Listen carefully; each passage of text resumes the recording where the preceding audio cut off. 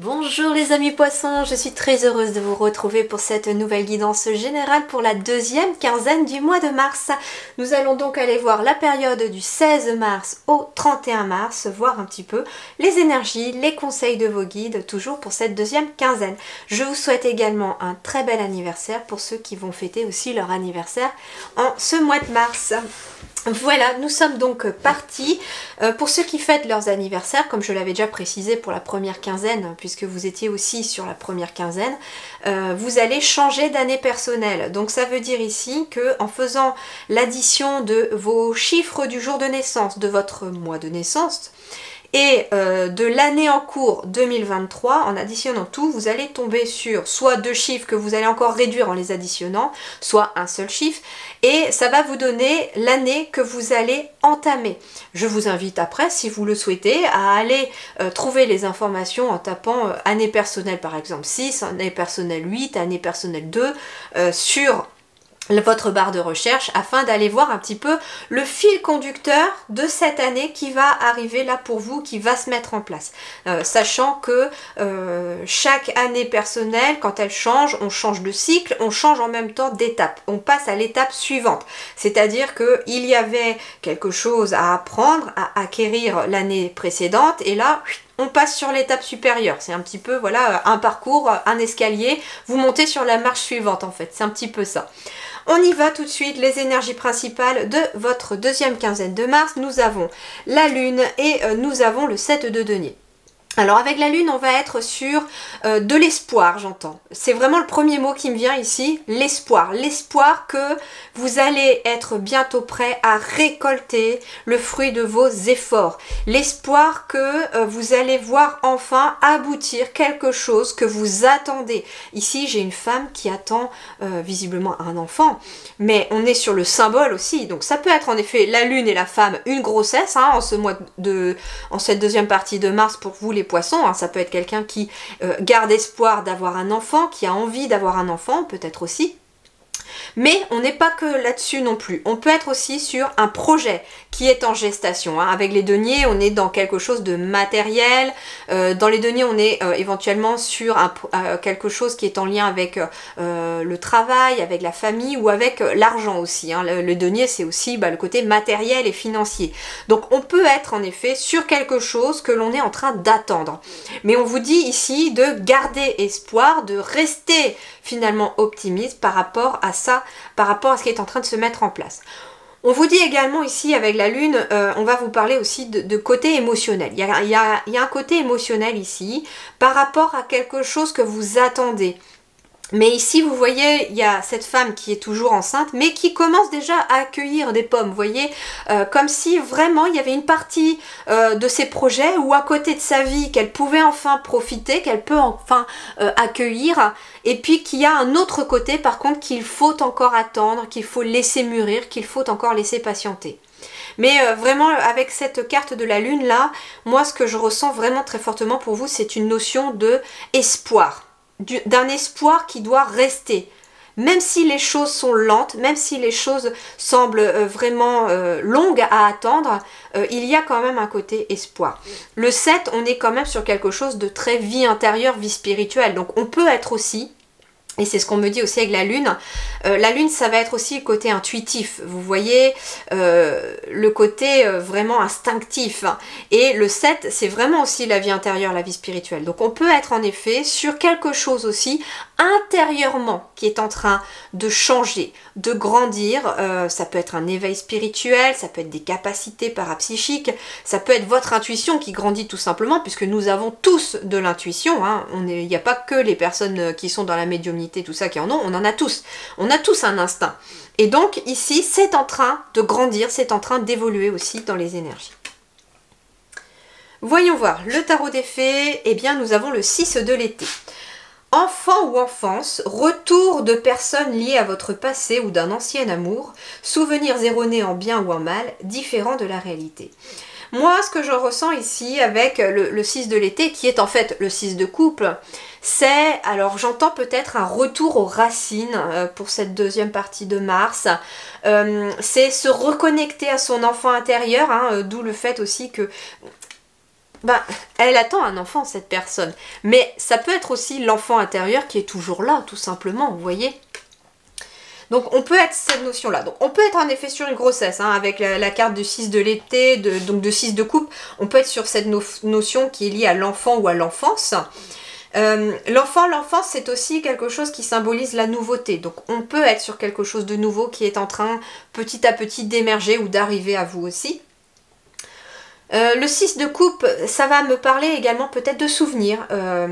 On est peut-être là pour cette fin de mars sur quelque chose qui est lié aux souvenirs. Alors, on va être sur cette énergie de printemps, hein. Le 21 mars, nous serons au printemps, et très souvent, au mois de mars, il y a des vides-greniers, on fait du tri à la maison, on a une grosse envie de nettoyer, c'est énergétique aussi, vous voyez, c'est quelque chose qui va au-delà du fait d'avoir tout simplement envie de nettoyer, c'est que le printemps amène un renouveau.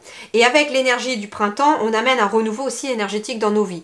Et pour renouveler les énergies dans nos vies, eh bien, en effet, rien de tel que de faire du tri, que de se débarrasser des choses qui nous encombrent, que l'on n'a plus envie d'utiliser, qui nous servent plus. Et donc, en faisant peut-être un peu de tri ou en faisant un petit peu votre ménage de printemps, vous pourriez être amené à tomber sur des cartons qui sont soit liés à vos enfants quand ils étaient petits, donc un petit peu de nostalgie, ou alors à des souvenirs d'enfance que vous avez gardés dans une boîte, des photos qui sont liées à votre enfance. Donc ça peut être aussi dans ce sens-là. Donc vous pourriez éventuellement avoir accès à des souvenirs ici d'avant. Et d'ailleurs, souvenir erroné, c'est marrant parce que ça peut être un souvenir qui va remonter à la surface grâce peut-être à une photo et vous vous dites « Ah mais non, en fait c'était comme ça, moi j'étais persuadée que c'était comme ça, mais non c'était comme ça, vous voyez ?» Alors, ici, l'animal qui vous accompagne, eh bien c'est le mouton, avec sa carte qui symbolise l'innocence. Le mouton représente l'innocence. L'innocence, c'est l'enfance. Donc il y a quelque chose de très enfantin, pas dans le sens négatif, mais quelque chose de plutôt, oui, de basé sur l'innocence, de légèreté, d'enfant intérieur, d'avoir envie aussi, peut-être, j'entends. Les enfants, ils ont cette faculté que j'adore de ne pas se prendre la tête. Pour eux, il n'y a aucun problème, il n'y a que des solutions. Surtout quand ils ont un regard sur nos problèmes d'adultes, entre guillemets. Ça peut arriver qu'on discute voilà, entre grandes personnes et puis que les enfants finissent par, parce qu'ils ont quand même les oreilles qui traînent partout, qu'ils ont une oreille qui traîne à un moment d'une conversation et puis qu'ils vous sortent un moment, mais tu sais, tu pourrais faire ça comme ça. Et ça paraît si simple pour eux. Et en fait, j'ai l'impression qu'on vous demande aussi pour cette fin mars, pour cette deuxième quinzaine de mars, de regarder les choses aussi avec les yeux d'un enfant. Ça peut être aussi dans cette notion-là, hein, avec innocence. Le mouton représente l'innocence. Si tu te sens vulnérable, le mouton t'apportera de la douceur et te permettra d'entrer en contact avec ton enfant intérieur. Donc ici, on a une notion d'enfant intérieur très forte. On me dit quelque part peut-être aussi de faire des choses qui, dans l'énergie ici, de l'enfance, que votre enfant intérieur a envie de faire, c'est-à-dire l'enfant lui il a envie de s'amuser, il a envie de jouer, il a envie de joie, il a pas envie de se prendre la tête. Et bien en fait c'est ce qu'on va vous inviter les poissons pour cette deuxième partie du mois de mars, à faire des choses qui vous plaisent, à faire des choses qui vous mettent en joie, à faire des choses que vous avez envie de faire. Vous avez envie d'aller manger une glace, et bien allez manger une glace. Vous avez envie d'aller sauter dans les flaques, allez sauter dans les flaques. Et faites-le, c'est ce que me dit les guides, n'hésitez pas à le faire, il n'y a pas de honte à le faire, au contraire vous allez voir, ça va vous reconnecter avec votre enfant intérieur et c'est bon pour vos énergies. Bien sûr, les guides me disent, vous avez votre libre arbitre, vous pouvez ne pas le faire, c'est comme vous voulez. Alors voyons voir sur le plan professionnel, matériel et financier ce que l'on vous dit pour cette deuxième quinzaine de mars. La reine de denier. Donc c'est une belle réussite ici déjà avec la reine de denier. La reine de denier, c'est une notion de confiance, d'ancrage, de bonne gestion, donc bonne gestion peut-être aussi de vos finances, de nouvelles idées, des choses qui se sont mises en place. Alors il y a quelque chose aussi, vous voyez, qui est en gestation, donc ça peut être sur le plan matériel financier, par exemple, quelque chose qui était en attente, et puis là, il y a quelque chose qui s'améliore de jour en jour, de semaine en semaine, sur le plan matériel et financier. On me parle vraiment d'une bonne gestion, d'une bonne organisation aussi. Alors ça peut être une bonne organisation dans votre travail. Vous allez être cette reine de denier, même si vous êtes un homme, avec cette capacité par exemple, je sais pas, comment dirais-je, j'entends que vous allez être très organisé, bien organisé, vous allez comment dirais-je, c'est pas simple des fois de trouver un mot pour un ressenti. Alors, je vais vous donner un exemple, tout simple, et vous transposez après par rapport à si ça vous parle ou pas. Hein. Donc, si ça vous parle pas, vous laissez, c'est que le message n'est pas pour vous. Imaginons, justement, me disent les guides, que vous êtes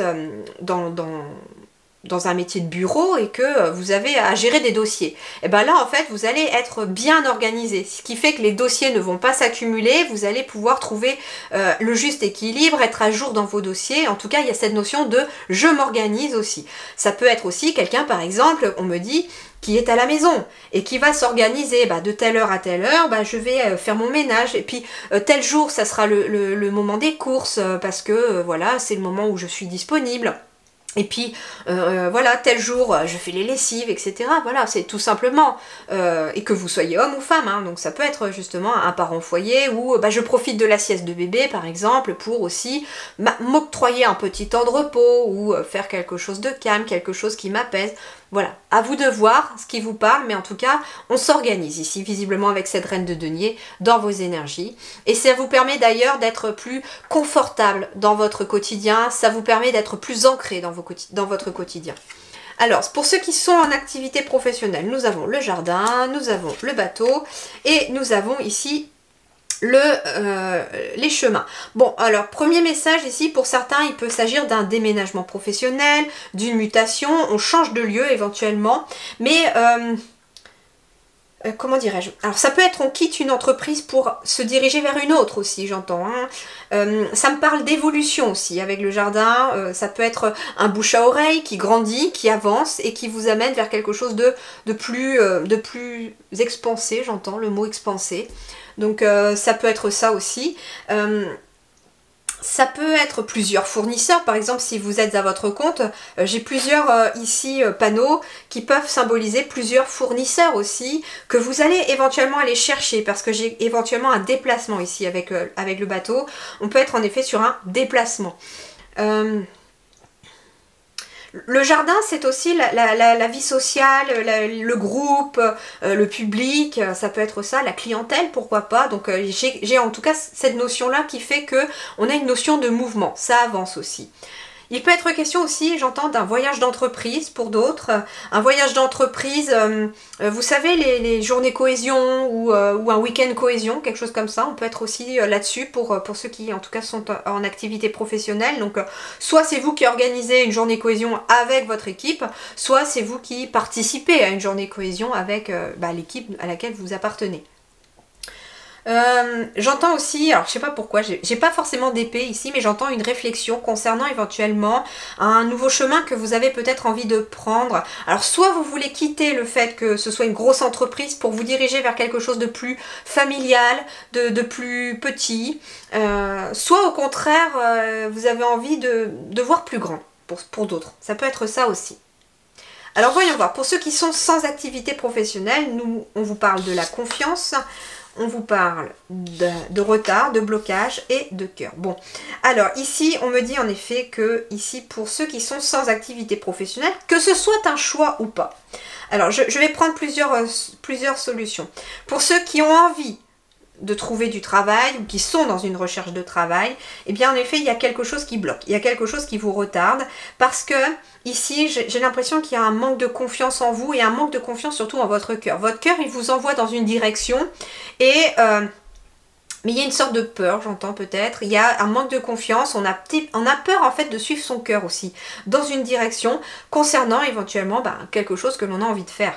Alors ça peut être quelqu'un qui cherche du travail dans un domaine, mais qui finalement au fond de lui ou d'elle a envie d'aller faire autre chose, d'aller dans une direction en particulier, mais qui n'ose pas le faire parce que soit ça sort d'une case, et soit il y a aussi d'autres conséquences derrière comme la vie de famille par exemple. Donc ici on vous dit qu'il est conseillé, en tout cas pour que les retards prennent fin et que les blocages prennent fin, de suivre votre cœur concernant en tout cas la direction à suivre par rapport à ce que vous voulez faire. Pour d'autres, On va être question peut-être d'un voyage ici aussi. Par exemple, j'entends que si vous êtes à la retraite, on peut être sur un voyage ici que vous effectuez pour votre couple ou avec une personne en tout cas de confiance. Ça peut être quelqu'un qui voyage avec un ami proche ou une amie proche ou quelqu'un de la famille aussi, hein, d'accord? Donc on peut être sur un voyage en lien avec une île peut-être aussi. Quelque chose de très bucolique, j'entends, de très un peu paradisiaque, de très zen aussi, j'entends aussi. Et peut-être de très luxuriant dans le sens voyage, vous voyez, soit voyage spirituel, soit voyage en pleine nature, quelque chose qui vous reconnecte aussi à cette nature-là. Donc ça peut être voilà, quelqu'un qui ne cherche pas forcément du travail, soit parce que vous n'en avez pas besoin, soit parce que tout simplement vous êtes à la retraite.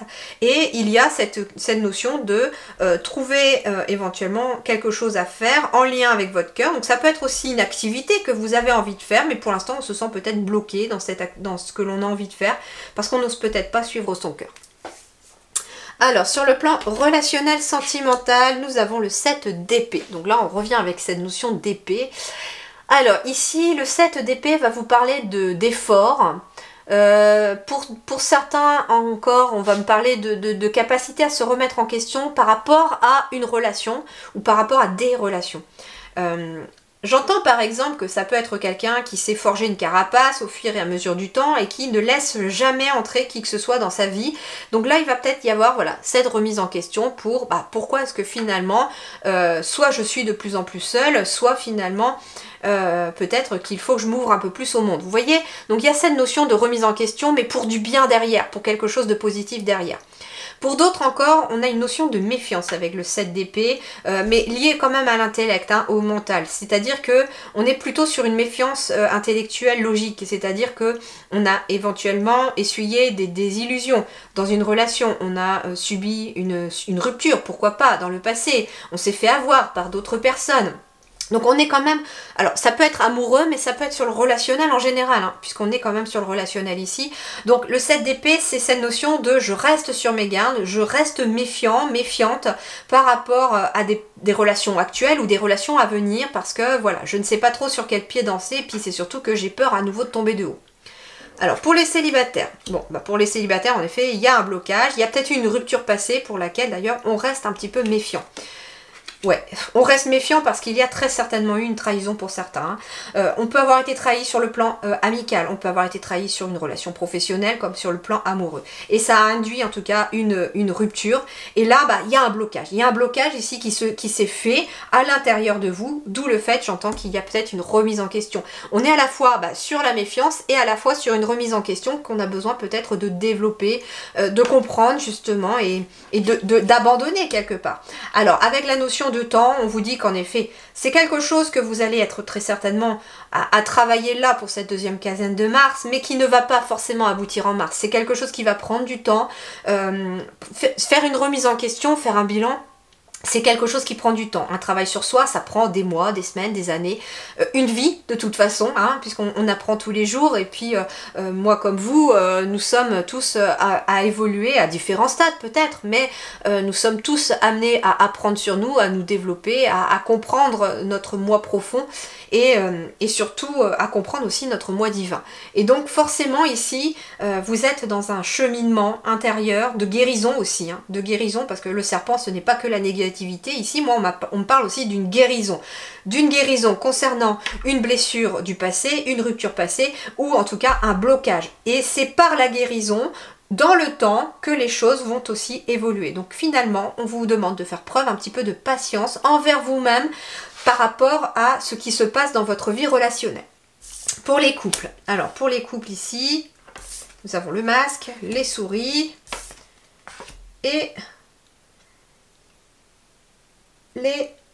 l'ours. Alors, ici, il y a certaines inquiétudes, j'entends peut-être en tant que parent.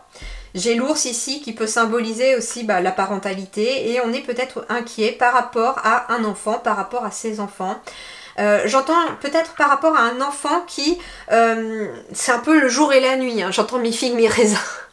mi-figue, mi-raisin. C'est-à-dire que on peut avoir affaire à un enfant qui est peut-être adolescent, vous voyez, qui finalement va rire là, et puis au bout de 5 minutes va péter un câble et on ne sait pas pourquoi. Et donc on peut être sur cette inquiétude-là, sur quelque chose qui vous préoccupe par rapport peut-être à un enfant, par rapport à votre rôle de parent. On peut être dans cette notion-là. Par rapport au couple aussi, alors on peut être en effet sur des inquiétudes concernant éventuellement son ou sa partenaire par rapport à, j'entends, si ou il ou elle finalement ne porte pas un masque, vous dit la vérité ou quelque chose comme ça. On me dit aussi, alors c'est pas forcément quelque chose de négatif par contre ici, le message que je reçois, c'est-à-dire que on me dit vous faites le fort ou la forte devant votre partenaire, mais sur le plan mental, c'est costaud, ça carbure un petit peu à toute allure et en fait on porte un masque devant l'autre en disant oui ça va, t'inquiète, tout va bien, alors qu'en fait à l'intérieur ça ronge, ça pose beaucoup de questions, il y a quand même des choses qui... il y a un mental quand même qui retarde beaucoup quelque chose. Cependant, on me dit en tout cas avec la carte de l'ours c'est que vous êtes très forte, très fort. Et cette force, vous l'avez acquise dans le temps et vous allez continuer à l'acquérir. Le problème ici, me disent les guides finalement, si ça ressort, c'est que peut-être qu'il faut en parler à l'autre aussi. Hein. Il faut en parler à l'autre. D'ailleurs, on me dit que c'est bloqué parce que... La guérison est bloquée parce que vous gardez ça pour vous. Et pas que pour les couples, hein, ça peut être aussi quelqu'un qui a des soucis, qui a des ennuis, qui ne va pas forcément tip-top dans son mental et qui n'ose pas en parler à qui que ce soit, même à une personne de confiance, parce qu'on se méfie de tout le monde peut-être. Mais là, on vous dit que vous avez peut-être besoin de parler à quelqu'un qui pourra vous comprendre et vous aider aussi, et des fois de vider son sac, ça fait du bien. Alors, je vous rassure, parce que je reçois régulièrement, d'ailleurs pour vous les poissons, des commentaires comme quoi beaucoup se considèrent comme un signe maudit, pas du tout. Les énergies nous font travailler beaucoup, et suivant la position des planètes, alors ça je m'y connais pas trop là-dedans, mais suivant la position des planètes, ça peut jouer beaucoup plus sur un signe que sur un autre. Et en fait, là, j'ai l'impression que vous les poissons, depuis quelque temps, vous êtes vraiment dans un gros remue-ménage intérieur, dans un gros travail de prise de conscience d'ailleurs avec le 7 d'épée. Et c'est pour ça qu'il y a autant de choses qui ressortent et autant de choses qui viennent. Mais on vous dit que c'est quelque chose qui est nécessaire à passer pour pouvoir améliorer votre quotidien. Alors, la vie intérieure et spirituelle, bah pourtant j'ai du 9 de coupe, donc sur le plan émotionnel, il y a des choses qui s'achèvent, il y a des choses qui se terminent, donc c'est ce que je ressens ici, c'est qu'il y a quand même une notion de guérison avec le serpent, hein. Vous savez, le caducée, ça représente le symbole de la pharmacie, ça représente la guérison, c'est un serpent à la base. Et donc, moi c'est ça que je ressens pour vous, je ressens une guérison émotionnelle, relationnelle aussi. Par contre, ça ne va pas se faire sans effort et sans mal, ça ne se fera pas non plus sans une remise en question, sans un bilan. C'est-à-dire que ça va remuer beaucoup à l'intérieur. On me dit aussi qu'il va y avoir des larmes, c'est clair, mais c'est quelque chose qui va vous être bénéfique, vous ne pouvez pas imaginer. Je ressens le plexus du cœur, là, enfin pas le plexus, le chakra du cœur s'ouvrir parce que vous allez vous libérer. Et avec la vie intérieure spirituelle, j'ai le 9 de coupe. Le 9 de coupe, c'est la satisfaction, c'est un souhait réalisé, c'est un accomplissement, un succès. C'est aussi le 9, l'achèvement, et les coupes, quelque chose d'émotionnel ou relationnel.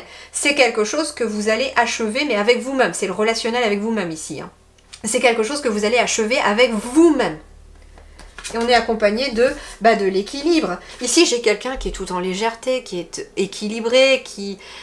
Ouais, c'est un équilibre intérieur qui revient, mais alors j'entends que ça va bien travailler sur le plan émotionnel, relationnel, et relationnel peut-être avec vous-même aussi. De toute façon, moi ce qu'on me dit, c'est les relations autour de vous vont vous faire travailler votre relation à vous-même. Voilà les amis poissons, je vous souhaite en tout cas une très belle deuxième quinzaine de mars. Ne baissez pas les bras, gardez espoir, les choses vont en s'améliorant, mais parfois nous sommes obligés de passer par des moments qui ne sont pas toujours simples pour nous faire évoluer. Mais vous verrez que dans quelques temps, vous pourrez vous dire « Ah bah ouais, c'était nécessaire parce que j'ai compris ceci ». Je vous souhaite en tout cas une très belle continuation, prenez grand soin de vous, merci du fond du cœur, à très bientôt.